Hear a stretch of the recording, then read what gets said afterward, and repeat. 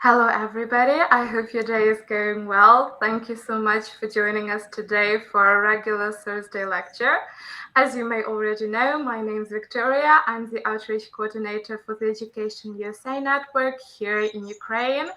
And we're the official source on US higher education, offering accurate, comprehensive, and unbiased information about opportunities to study at accredited colleges and universities in the United States. So today we're going to talk about studying in the United States as a Ukrainian student. Have you ever dreamt of making a dream of studying in the USA a reality? Do you want to know how to make the most out of your US college experience? Which resources for students are available on campus, as well as some do's and don'ts in the US? Well, we are here to talk about these things and more today. It is my pleasure to welcome Kateryna Poltoratska, a Ukrainian student who is currently studying business administration at Berea College, and Daria Kazymyr, a Ukrainian exchange student at the University of Washington in Seattle. Thank you so much for being here with us. So Daria and Kateryna are going to give you some information, a sort of inside scoop on the application process at American colleges at universities, some advice on essay writing, seeking funding, and we're just going to discuss what it's really like to study in the US. So please do not hesitate to reach out to us and put your questions in the chat box or comments down below. We'll be more than happy to answer all of them. So please, Kateryna, the floor is yours. Would you like to tell us some more about yourself and your experience studying in the US? Absolutely, thank you. So my name's Kateryna Poltoratska. I go by Kate, so you can address me as Kate. So yes, as you already mentioned, I study at Berea College, which is in Kentucky, in the state of Kentucky in the United States. It is a small liberal arts college, so it's very small. It's very different from like a public university that you might dream of. However, it is a great college to go to. It absolutely teaches you everything you need to know when you go out there in the real adult world. So I study business administration. This is going to be my degree of Bachelor's of Art. So I used to be a flex program student. So I came here when I was 16 and I went to Tennessee. So I'm currently at my host family's house. I still keep in touch with them. So they were very kind to host me again. And they're like my second family now. So thankfully, their house is not far from my college in Berea. So it's been a great journey so far. I'm absolutely loving my college. I'm absolutely loving my degree. And I'm actually going to be a senior this next academic year. I'm very excited and very excited to get my degree. Thank you so much, Kateryna. And Daria, would you like us to tell a bit more about yourself and your experience studying in the US? For sure. Yeah. Hi, everyone. I'm Daria. I also did not use my full name, so Dasha is also a good way to address me. I am actually not particularly a student in the US. I was just an exchange student there. So I normally study in the Czech Republic, in Prague, in Czech language. And then as part of my exchange semesters, I firstly went and studied for half a year in Paris at the university, which is like a pretty elite, I would say, public/private school. And then I decided to do my second one in the US, and it was Washington State, and specifically the city of Seattle. And there they have a campus of a pretty big university, one of the biggest ones, I think, like one of the ranked like top 10 universities in the US, University of Washington. They have campuses all over the state of Washington, in Tacoma, in Bothell, in Seattle, but mine was the biggest one in Seattle. So I did my exchange there at the College of Arts and Sciences. And it's been a cool journey as well. A lot of takeaways and insights about the American way of structuring the lectures and doing the whole educational system differently. And I think like my biggest advantage so far is the possibility to compare the Ukrainian system, the European system into European countries, and the US, the educational system in the way that the students of different levels are taught, because I managed to take not just the bachelor's or like undergraduate courses, but also graduate ones. So I was literally in class with like 30-year-old PhD students studying political philosophy, and it was quite challenging. Thank you for having us. Thank you so much, Daria. It was really exciting to hear about your experiences. So my first question for you today is going to be, was it difficult to get admitted to a US university? So maybe Kateryna, would you like to take this one? Thank you. Absolutely. Honestly, yes and no, because as I mentioned previously, I was a flex program student for a little bit. I came back to Ukraine, had to finish school. And then I thought to myself, well, I would really love to go back to the United States and study there. However, the problem was the financial side of it. I really couldn't find anything that would fit my budget, so to say. And I just researched and researched and researched. And unfortunately, there just weren't many programs that I could afford. And then one day I happened to find Berea College, which, listen carefully, has a no tuition promise scholarship, which means that no student, whether they're international or domestic, they do not pay any tuition whatsoever. So I thought to myself, that is perfect, because that way I don't have to sell a kidney or anything of that sort. And I applied that way, and obviously, it's not going to be always 100% free, because you have your personal expenses. Sometimes you have to buy books and such, and travel expenses. But honestly, that was my journey. That's how I discovered the college, and it really worked for me, because that was one of the biggest challenges for me, the financial side of it. So the application process was actually pretty easy. At that time, it was the COVID season, so I had to send everything in physical mail, so it had to travel abroad, which I was very worried about. However, now it's much easier to do. It's all digital, so you can just submit your application online, nothing extra crazy. So it's actually pretty easy. And towards the end, I believe we'll have a QR code for you to scan if you're interested in applying, or just reading right here. Yes, if you're interested in reading what all the application process has, and if you have any questions, there are plenty of Q&A on that page. So yeah, that was my journey to apply to Berea College. Thank you for such a wonderful answer and so informative. So Daria, could you tell us a bit more about your exchange program and how you came across it? Yeah, for sure. I did kind of manage that. I mentioned that I firstly did one exchange in Paris. So I studied in French or half in English, and just like a whole society being introduced to a very different way of thinking. And then since I'm also a Flex alumni, I decided to come back to the US, but more for a higher educational purpose. So we had several options for several universities in the US, in South Carolina, somewhere in North Dakota, somewhere in Tennessee, I guess, as well. So just like all over the states. And I decided to choose the Washington state, first of all, for the city, because Seattle is a big city and it has a lot to offer. And I'm not just talking about the gorgeous nature of the Washington state, but also about the city itself. It's quite funky, it's cool, it's modern, it's very hippie and hipster. So I was interested in that as well. And the ranking of the university, of course, because as it's known to be one of the best ones, I knew it would look good on my CV, a good line on my CV, but also just like what it had to offer, the courses, the professors. I was able to go look for the professors that's going to teach possible courses that I can take. So I was interested in the educational, or maybe we can say academic part of the university as well.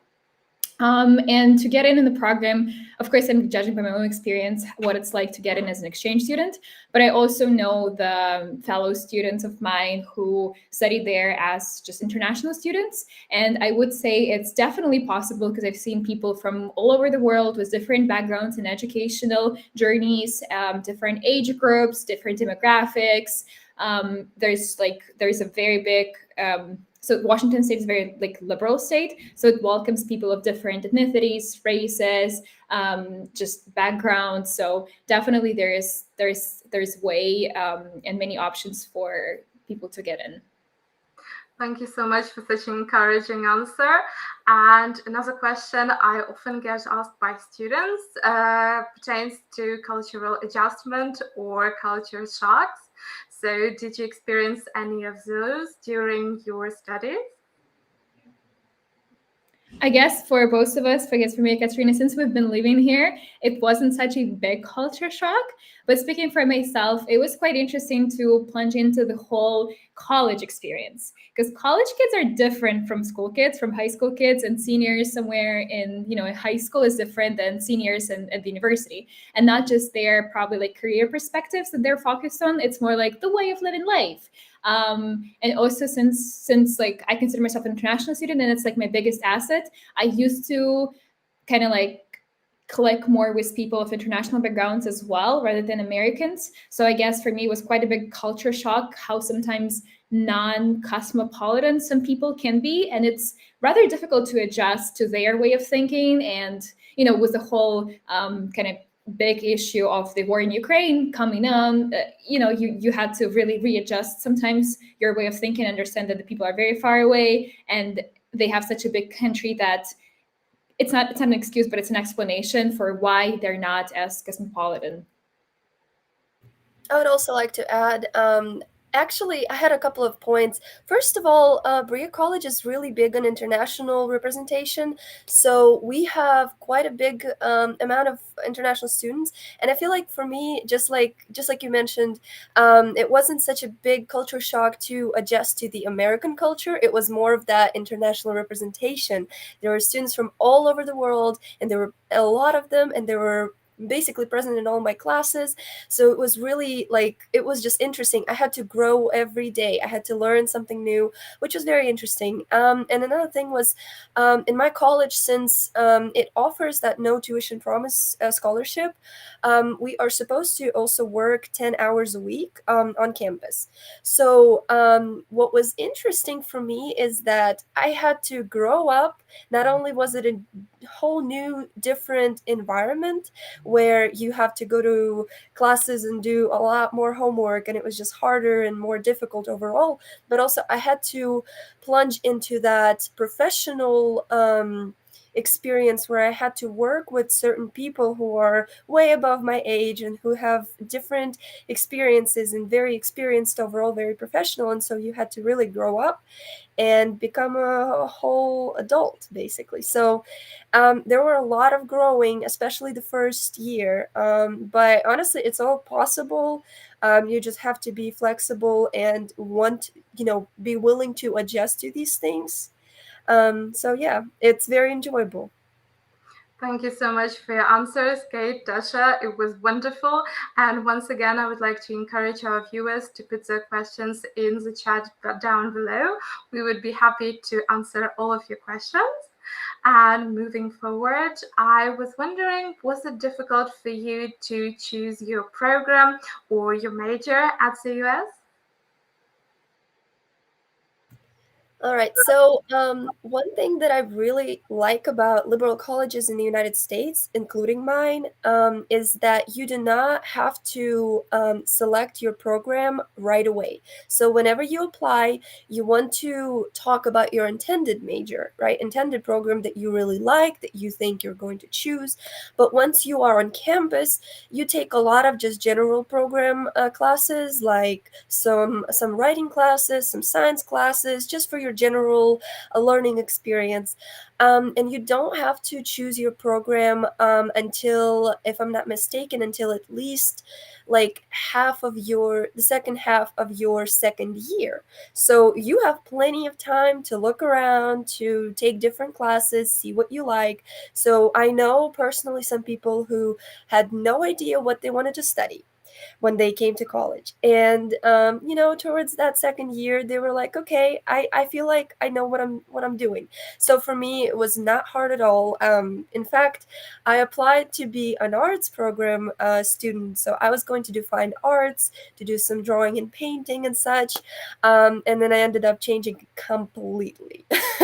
So that was not a problem whatsoever. As I said, many students either change it completely or they don't know what they want at all, and then you have enough time to figure it out at Berea College. So thank you so much for such a wonderful answer. Daria, would you like to add something maybe?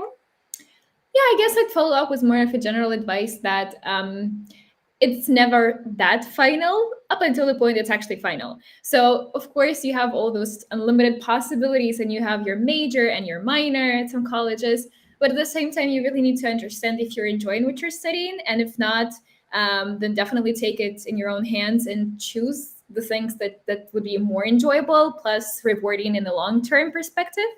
So for example, for me, I came in exchange with like a set list of courses, which I actually chose like a year before my arrival to the US. So it was very, not yet figure outable and not yet stable in my own perspective. I don't know what I'm going to study in the end. So I came, the courses were completely changed, they were new, and I decided to, remodify everything, my schedule and everything. For example, I came to a cultural studies class and it ended up being a class about monsters and monstrosity. And I was completely surprised and taken back. And I was like, I'm not completely sure that's going to be good for me sometime in like 5 years. Maybe it's fun, but not something I want to do. So I changed the class. And having these options, you just really need to stick to some sort of plan you have in order to be able to succeed in the long term. Thank you so much for your answers. So the next concern I often hear from students has to do with money. So do you have maybe any advice to our students who are looking to study in the US on a budget? So how to handle housing, looking for opportunities for transportation, or any other things they should keep in mind when going to study in the US? So as I already mentioned, right, so we really don't have to pay tuition as a student, whether you're international or domestic. In fact, I noticed that for domestic students, it's actually a little bit harder because students have this term bill. So every semester you're supposed to pay just a tiny bit towards your education, but it's really like it's below 1,000 always. But for international students, it's a lot less typically, especially for Ukrainian students. I noticed that we pay a lot less than other international students, so that's a plus, including taxes, just in case anybody's interested. As for the other aspects of financial situation, such as housing and meals and such, everything is free once again. So housing is completely free unless you're staying during some of the breaks. So summer breaks, winter breaks, you are supposed to pay towards that, but throughout the regular academic year, you don't have to pay anything. I'm pretty sure that international students aren't supposed to live off campus, so you are provided with pretty good dorms. So they're very nice. Most of them are renovated, so we don't pay for that. And the best part of this all is that we have a cafeteria and we have a meal plan, unlimited meal plan that we do not pay for. We just walk in, it's unlimited. You can go 20 times a day, you can go once a day. It is completely up to you, and there's a variety of food. It's pretty good. So really, I would say the only thing that you might spend your money on in my situation, if you do apply to Berea and you get admitted, is going to be your personal expenses, taxes, and school expenses, and whatever else you might end up doing. But really, in terms of the school expenses, there are not many. I hope I answered all the question, because I really want people to understand that if they do apply to Berea and get admitted, it is not hard. There is I do want to add that there is a deposit that you as international students are supposed to pay before you come before your first semester. For some students it varies from $500 to like $2,500. However, that deposit is returned to you upon graduation. So that deposit is there to ensure that in case there's some emergency and you aren't able to pay for it, the college will vouch in and will pay for that emergency. So that little bit may become a problem at first, but then you kind of forget about it, and then upon graduation you get it back. So almost no paying for anything except for some travel and personal expenses. Thank you so much, Kate, for sharing your insights. Dasha, would you like to add anything? Unfortunately, I'll have to provide lots of a fairy tale-ish kind of like story that Berea College offers, because University of Washington does not offer that much to exchange international domestic students. It's pretty expensive, and even though there are some scholarships and grants you can apply for, the situation, especially living in the bigger city, is much more expensive. So I could share my story. I decided to live off campus because it was cheaper than living on campus, which sounds sometimes horrible and so weird for most of my friends and family who think that university would provide dormitories that would be cheaper than any other options. So I was living off campus, and I would have a room for myself. And if I lived on campus, I would have a room to share with another person or even like two more people. So the disadvantages can be here. Talking about the meal prep, it does sound great to have a meal prep, but it's like mandatory to buy it if you live in the dormitories. So it's not like an option for you to cook if you do not enjoy the variety of what's offered in your university. And sometimes my friends recall that the food was quite the same all the time and they just wanted something else, but meal prep or the meal plan is already bought, so they had to go back and eat the same kind of food, which is like 5-7 different stands. But it really varies university to university. At UW, we had this tradition, but it might be completely different. Another thing I noticed financially, kind of like that was an actual burden, was that, for example, Starbucks or any other coffee shop would be more expensive on campus than off campus, which also sounds ridiculous. Why would you charge students more than you charge adults out there in a big paid world, or something that I thought about to myself when I was thinking how to answer this question. If you're living in a big city and not like a small college town, it's very different, because you have all those opportunities.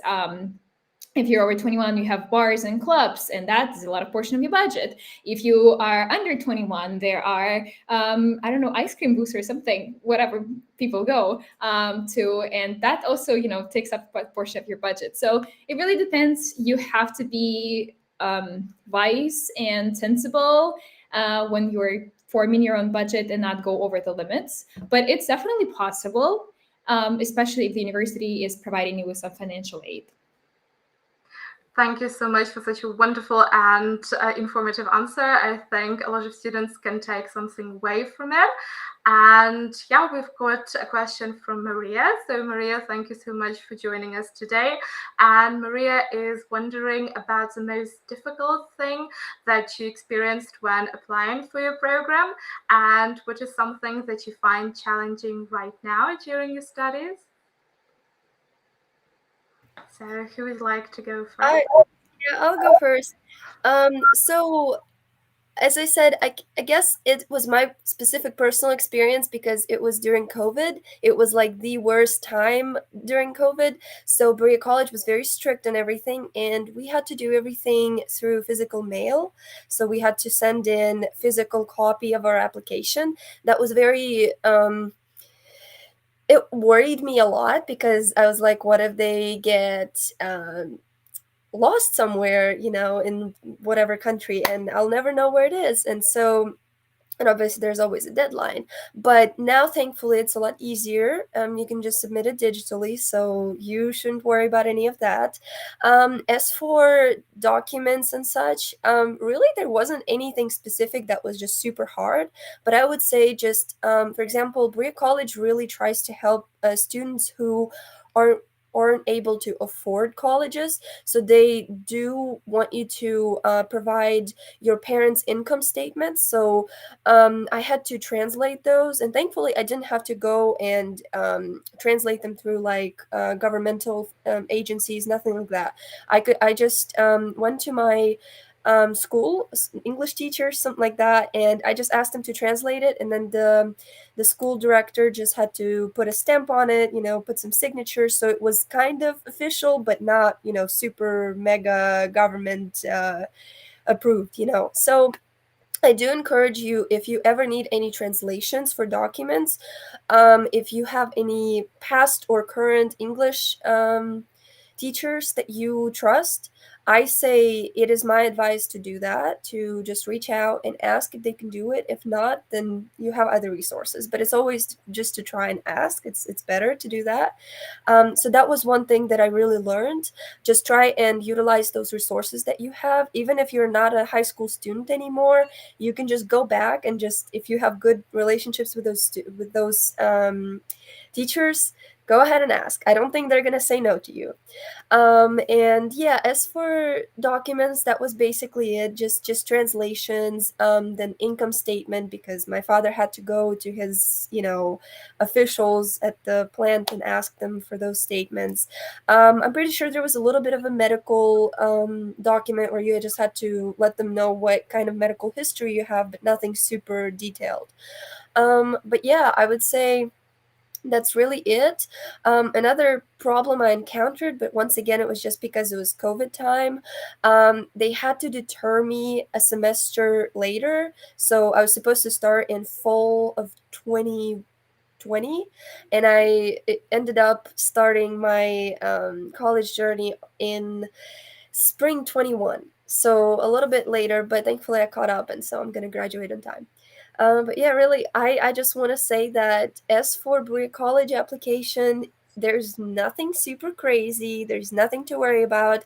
My biggest advice is to start as early as you can, because even though it's now digital, you will find yourself kind of finding certain documents that you can provide right away, and so you'll have to wait a little bit. So my biggest two pieces of advice is start early and utilize your resources such as EducationUSA. They really helped me with my application essay. I had to ask them for something, and they just went ahead and revised my essay several times, and I'm so grateful. And as well as my English teachers who just helped me translate certain things. So utilize your resources. It's one of the biggest things you can do, and it always guarantees your success, whether you get admitted or not, but you do learn a lot from this. Thank you, Kate, for such wonderful advice. And I think once again that our students will really find this useful. So, we've got actually a comment from Sergey. So Sergey is once again thanking you for sharing your experiences and for inspiring others. So Daria, would you like maybe to add something on the topic of most difficult part of your application process, or maybe a challenge you had to overcome during your exchange program? Sure. Talking about the application process, I feel like the thing that stands out in kind of like my whole perception is that you really have to figure out who you are as a person and which qualities you possess as, first of all, a student, secondly, a representative of your country, of Ukraine at this point, right? Thirdly, as a prosperous student and the representative of the student body of that university or college. So like figure out all those roles and be able to understand what's your competitive advantage. So it's really important for university to see which way you can fit in and what can you bring, but also what are you going to take from there. If you create not probably a story, but like a good ground basis, understanding yourself and your future potential from after graduating, I think it would be extremely easy for you to, first of all, choose a college. Secondly, choose a program. It's not just about the college, it's also about what you're studying, because business administration, one university is completely different from another one. And then, yeah, you'd be just a great representative, and the university would want you to, later on say, oh, that's our alumni. So that's a good part, and it's very important to think it through at your own time. Maybe talk to your friends, teachers, once again, from your school, your family, definitely, people who you find knowledgeable and very, I don't know, I guess, career-wise perspective, and then they can just advise you with something. Application process, just start not at the last minute, but later on. Here's a link to University of Washington Arts and Sciences College that I've been to, and they have different deadlines. They have different sources for grads or undergrad students, so it's all extremely necessary to explore and not just think it through in a way like how we're going to sponsor it, but also what are going to take from there, because there might be a better program in a different state or in a different university in this city and in this state. So I guess that's a challenging thing. And then I guess the challenge that I would say was repetitive during my stay in the University of Washington and generally in the US is how overwhelming the college experience might be. And that the only advice here is not to be scared and embracing the challenges and encouraging yourself to go and experience things. Because, for example, I was offered, even during my a month in there, I used probably to talk a lot about myself and my country, which I normally do. And my professor offered me a research assistant position after my studies. So that was cool. It wouldn't have happened if I didn't just talk to her after classes and shared personal experience or how I find her classes valuable, because we were talking about trauma and kind of psychological perspectives of international relations. And she later decided that I would be a good fit to help her write her book. And that's how I got my research assistantship. Be able to, it's important to know what the options are, but also extremely cool for you not to be overwhelmed by them and just explore step by step. Not you have 4 years of college, or if you come there for a shorter time, you have a couple of months or semesters. You're able to experience a lot if you plan it out accordingly. Thank you so much for such excellent advice. I think our students and our listeners would find it invaluable in their own experiences. And I actually have a follow-up question that often got asked, and it pertains to English tests and preparing for them for your university application. So could you maybe share some tips with our prospective students on the best ways to get ready and to really go over the basis for your English proficiency exam? Mm-hmm. Unfortunately, I just got lucky once again because Berea College, well, I guess it wasn't even the Berea College requirement. Whenever I was here in the United States with the Flex Exchange program, I was lucky that my school actually made us, I was a junior, so they made us take ACT test. So I took that and I got a pretty decent score. And so whenever I was applying to Berea, I actually called them a couple of times and asked if that would be acceptable, because I didn't want to, pay more money and take another TOEFL test, which was the plan originally. But then they told me that I could just utilize that test score. And I did that, and that totally worked. It wasn't really a high score. I mean, it was an acceptable score. And so that's how I knew that they don't always look for the brains. They look for ambitious and people who are eager to do things, who are ready to work hard. I did want to emphasize this. But as for tests and such, I really didn't have to do much. They did ask all of the international students, once we got there, we had a specific date that we had to take a little TOEFL test, but it wasn't the official version. It was kind of like a without any writing part, but they did want to have it for themselves. But it's really, in terms of getting ready and getting prepared for that, I just say there's really a lot of resources on the internet. That's what I did, because I knew that I wasn't exactly, it's been a while since I spoke English quite a bit, and so I wanted to prepare myself. I just used internet, watched movies in English, read some books in English, just I utilized internet as my resource, and it really worked. I felt like I was finally getting back into that English environment, and really just look things up on the internet. That's just how I did it. It really worked for me. That's how I even learned English, mostly because when I was in school, I was like, I want to learn more, and so I just looked things up on the internet. Thank you so much, Kate. And Daria, would you like to add anything? Yeah, I would also play the bad policeman role once again, I guess. Unfortunately, with UW, it wouldn't have worked without a TOEFL or IELTS test. Even I know some colleges, they prefer specifically, even in the US, but IELTS over TOEFL, for example. So it really depends on university. Better take all the time in the world, explore it, write a plan, register yourself for the necessary date of taking a course, just be done with it.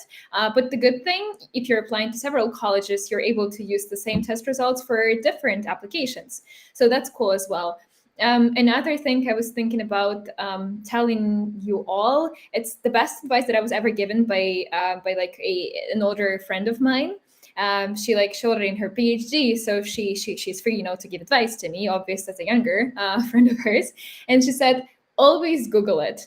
So like the best thing the college ever teaches you is to Google it. And the good thing, the United States universities always have pretty great Q&A session, answered questions in their on their websites.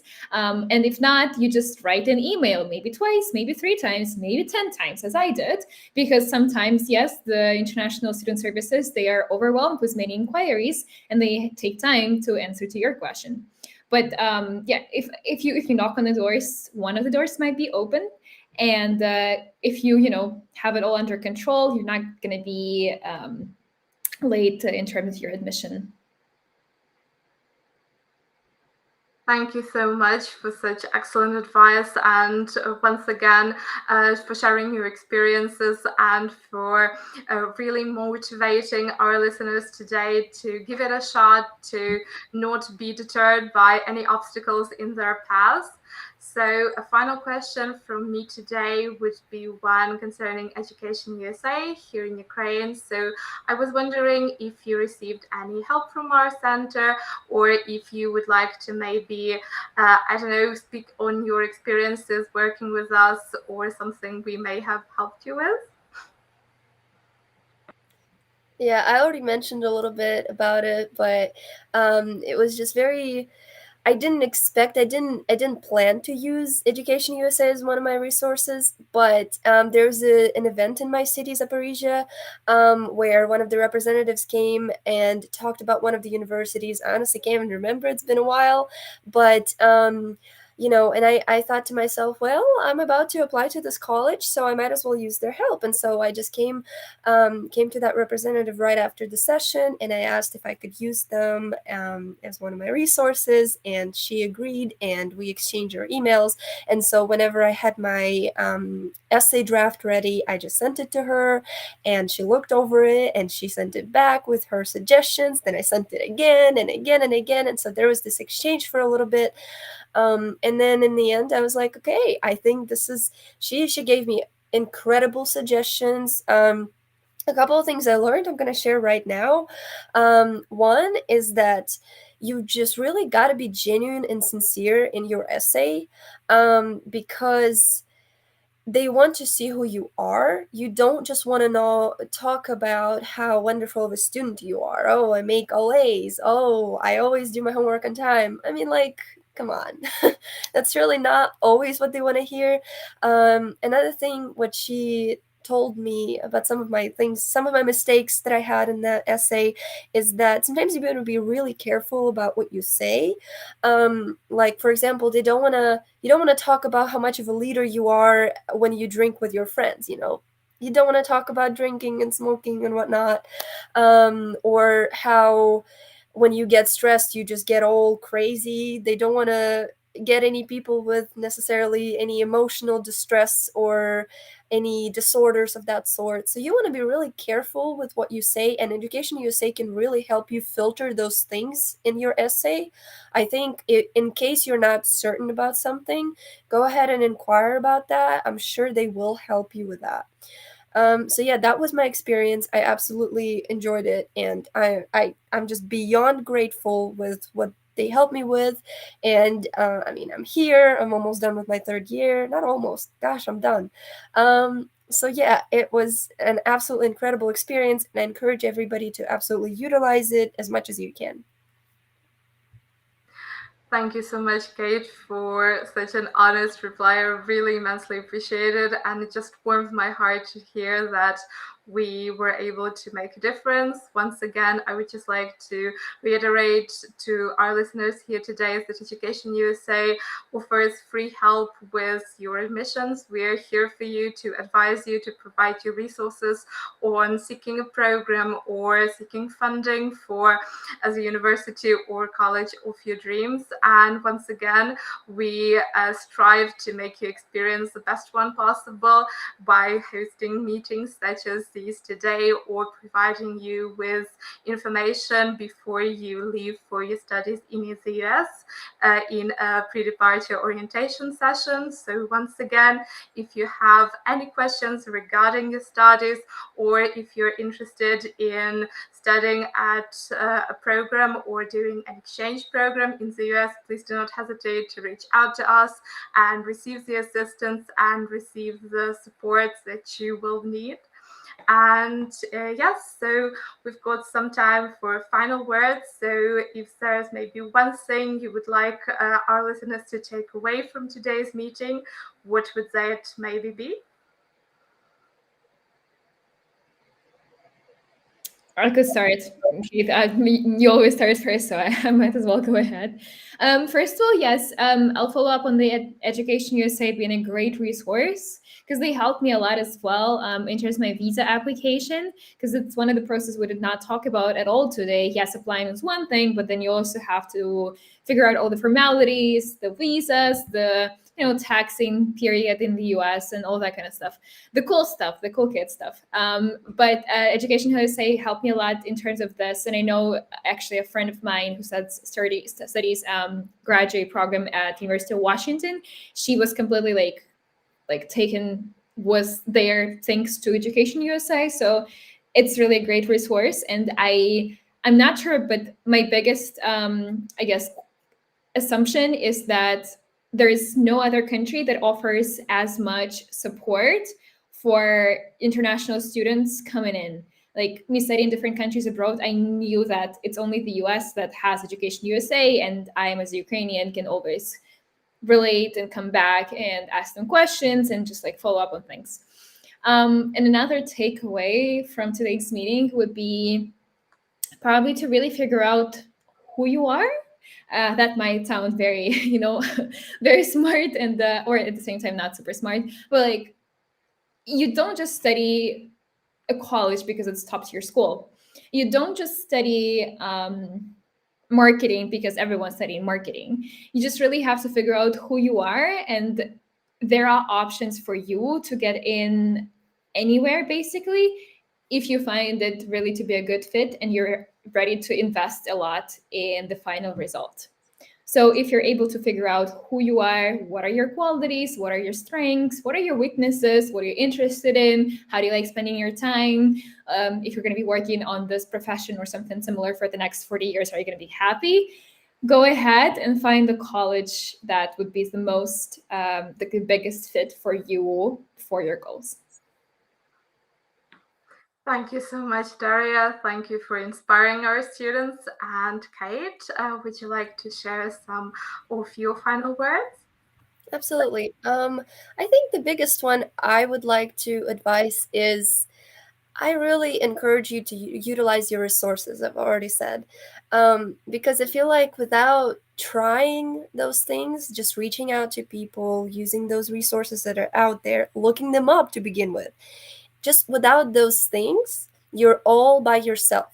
you are without these things, which means you might mess things up.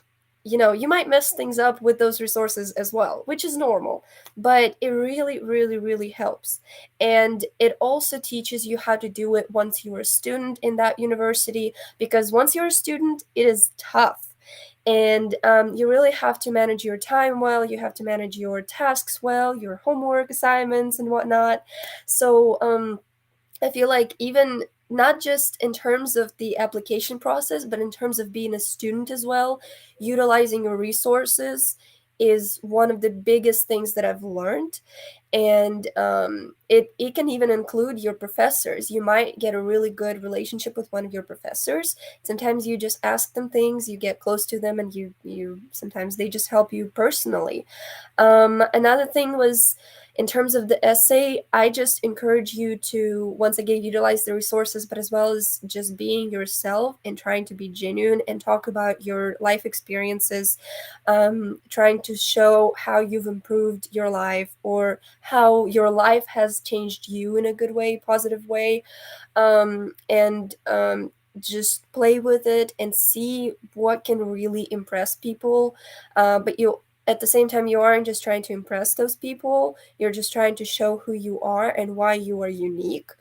But obviously don't lie about anything, because I know sometimes it's really tempting to just lie about things and try and seem unique, but that's not really the best.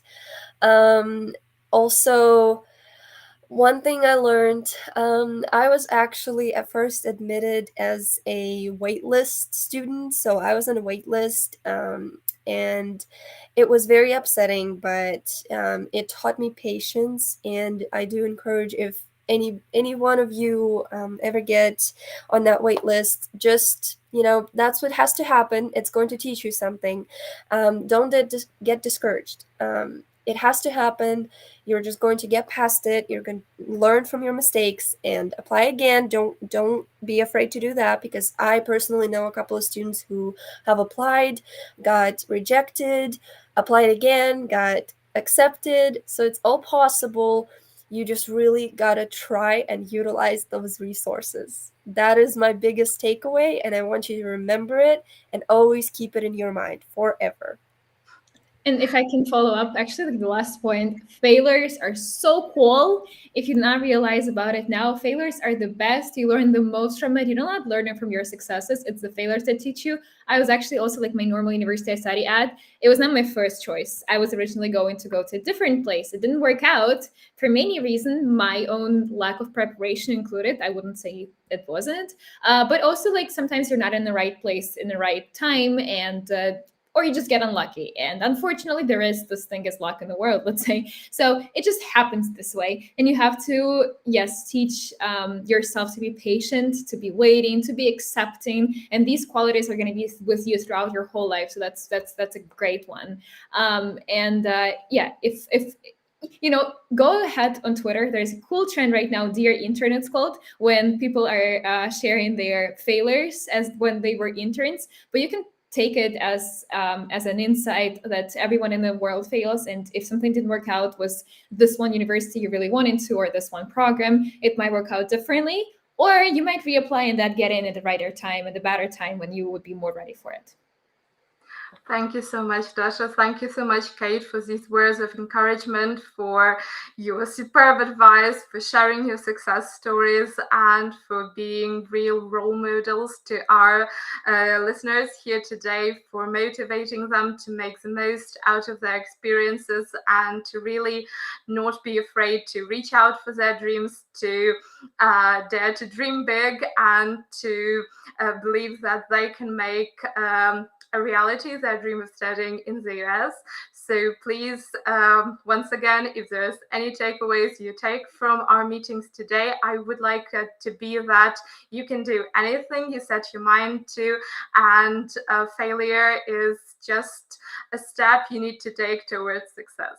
So thank you, all of you, for being with us today, for being such a wonderful audience. Thank you to our wonderful guest speakers for sharing their incredible stories and for really doing their utmost to make the dream of studying in the US not only a reality, but a reality that is possible, that's easy to reach for, and that is an invaluable experience that we can all have in our professional and academic lives.